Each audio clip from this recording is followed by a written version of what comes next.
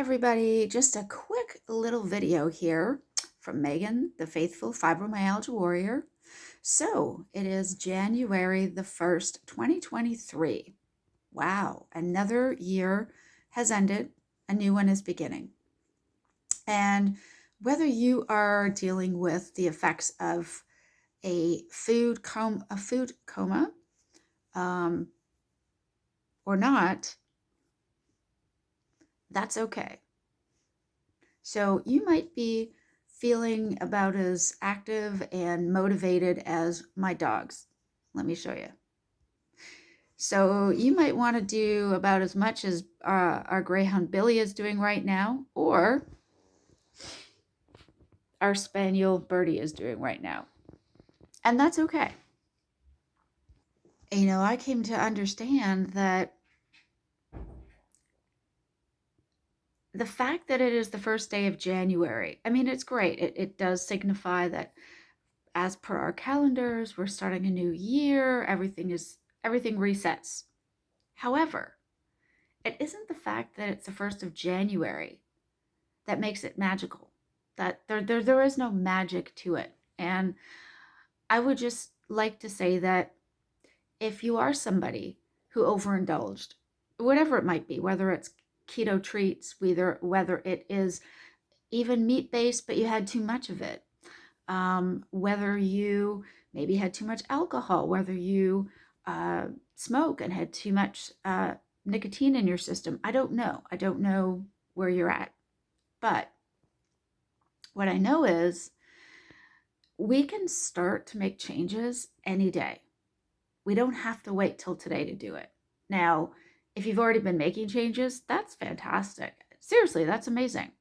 And if you haven't yet, you can still do that today. And I don't want you to feel like you have to change absolutely everything all at once. In fact, I would suggest if you are currently eating a standard Western diet that is full of carbs and processed foods and sugars, you probably should not just all of a sudden just cut it all cold turkey and go straight to strict carnivore. Now, I myself am not a strict carnivore, okay? I drink coffee, usually black.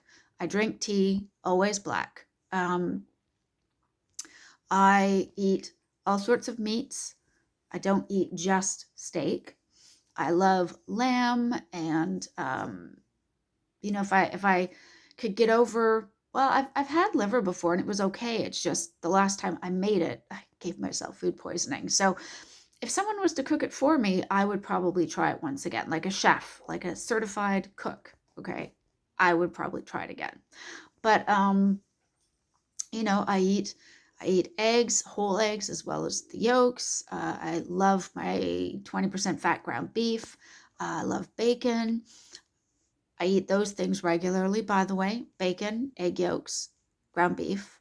If I am cooking anything, I will fry it up in butter, and I can eat a few slices, like maybe half a tablespoon of butter, not even, less than that.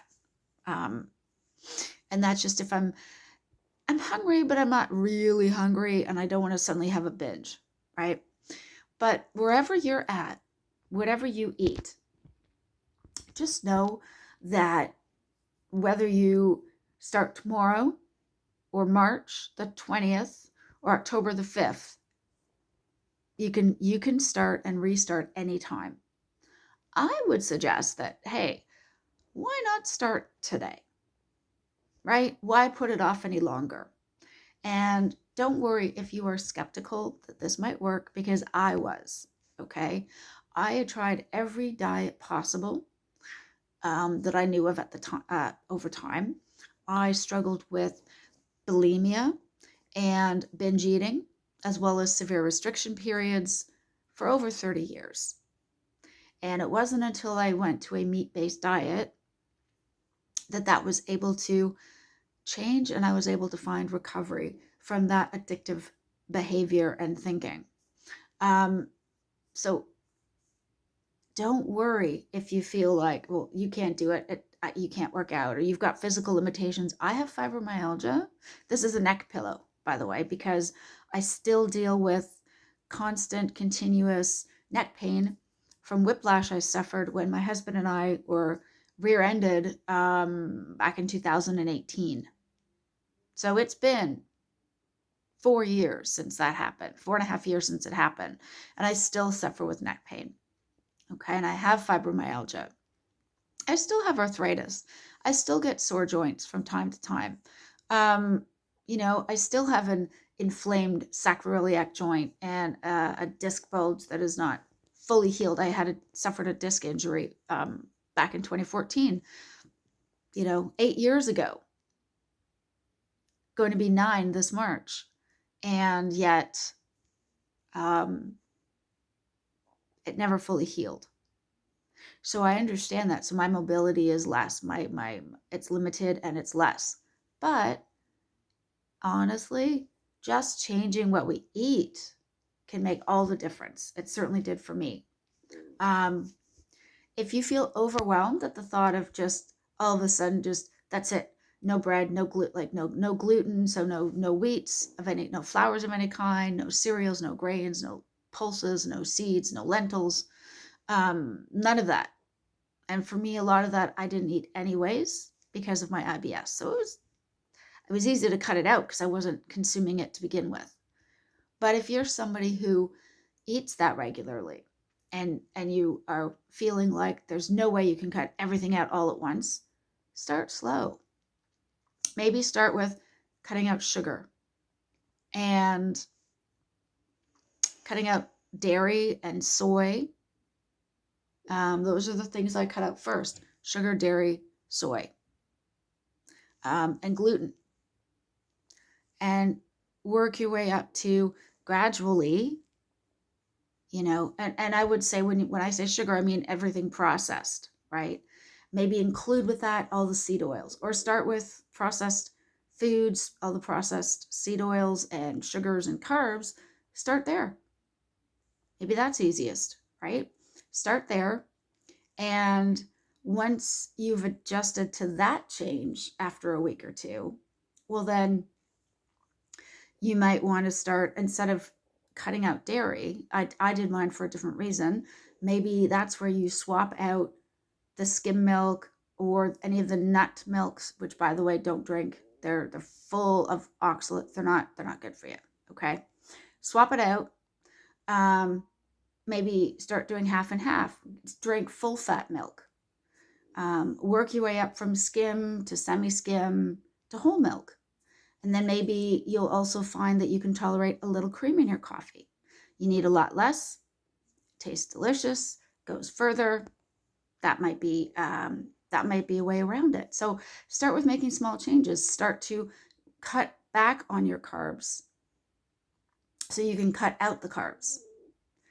And perhaps as you're doing that, maybe you can cut out the processed sugars as well. And then from there, start to cut out not just the processed sugars, but fructose and, all the fruits for now. So do it in stages. You don't have to do it all at once. Okay. If you're like me and you have a number of digestive issues and sensitivities, or even allergies or intolerances, there are things that you won't be putting in your mouth to begin with, in which case you're already ahead of the game. So start to cut out other stuff, make sure, one of the first things I would suggest that you can do for yourself is stop using margarine in any way, of any kind, and switch it for real butter. Margarine is awful stuff. Okay, it's terrible for you. If you don't believe me, check out the videos by Dr. Jason Fung, where he talks about how margarine came to be. And believe me, you are not going to want to eat it again. But you know what? It's just one day at a time, one moment at a time. As Christians, or those of us who are believers, but we want to take things deeper with God, It's not as though we expect to have this amazing, deep personal walk with God instantly. We may have these epiphanies and these great spiritual awakenings and moments. I mean, I certainly did before I became a Christian, but that is to lead us down the path. And even then, it is a lifetime of learning, of understanding, reading our Bibles, understanding the way that the apostles and the first Christians walked in their faith so we can imitate that. But they did this over the remainder of their lives. They didn't do, 3 weeks and all of a sudden that was it. They had it all figured out and they were like these spiritual giants. It's not how it works. And the same thing goes with when we're getting ready to change what we eat and how we treat our bodies. Today can be the first day, even if you just make small changes. Maybe today you're having people over and you were going to serve, I don't know, pizza and burgers or leftover something. So maybe instead, what you would do is if you've got any leftover turkey or roast beef or whatever you made up, eat some of that. Don't worry necessarily about getting rid of all the sauces and the seasonings right away. Because if you make it too strict too fast, if you're anything like me, you'll give up after a week.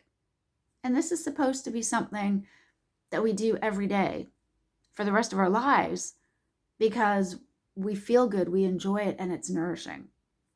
Maybe treat yourself. Make yourself some bacon and eggs today. Nice, whether it's thick back bacon, whether it's some really thick streaky bacon, doesn't matter. Whatever you decide. Maybe that's the way to treat yourself. Start by making yourself some bacon and eggs. Doesn't have to be overly complicated. Pretty easy to cook. And you'll find, I think, once you start getting a little taste of this delicious, satisfying food, you're going to find it little by little a lot easier to say, I don't need the other stuff. I don't have to worry about the other stuff. Right now, I would say, if you're just starting, don't worry about cutting out all the fruits and vegetables yet, right? Start with cutting back or cutting out your carbs. And then work up to the next step. That would be my suggestion. Now, if you've been doing this for a while already, okay, great. Maybe start thinking of other types of animal products you can try that maybe you haven't tried before. Maybe this is the year you diversify. Maybe you try organ meats, or you've tried them, you don't like them. That's okay too. They're not required, but maybe you decide to try brisket, or maybe you decide to make a beef stew or chicken without the dumplings, or, there's so many possible options out there. Maybe you learn how to make egg drop soup for yourself. Who knows? All sorts of stuff like that. I just wanted to say to you guys that I wish all the best for everybody for today. For anybody who has been saying, January the 1st, I start my diet. And then today's come and you're like, oh, I have to start my diet. I hope that's not how you feel. But I've had many January 1st in my life, and I'm 50. So I've had a few of them where I have dreaded New Year's Day because I didn't want to start the diet. It was just, I kept putting it off. It was an excuse. I'll start it at the beginning of the new year. Now I'll start it in Valentine's Day, maybe March. What about Easter? You know what? It's not a diet. It is, in fact, a lifestyle. It really is.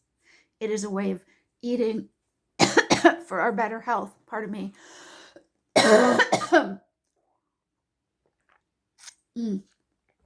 Sorry about that, everyone. I'm dealing with a bit of a sore throat, a bit of a cold virus going around these parts here in England, but I'm sure I'll be fine. So, happy New Year's Day. Happy January the 1st. All the best to everybody. And remember, it isn't the fact that it's January the 1st that gives it any sort of magical ability. It's not because all of a sudden it's January the 1st. That's it. My diet's going to happen and I'm going to lose weight. That isn't what makes it magical. Okay. Also, Don't be overwhelmed because it's January the 1st. It's just the beginning of a year.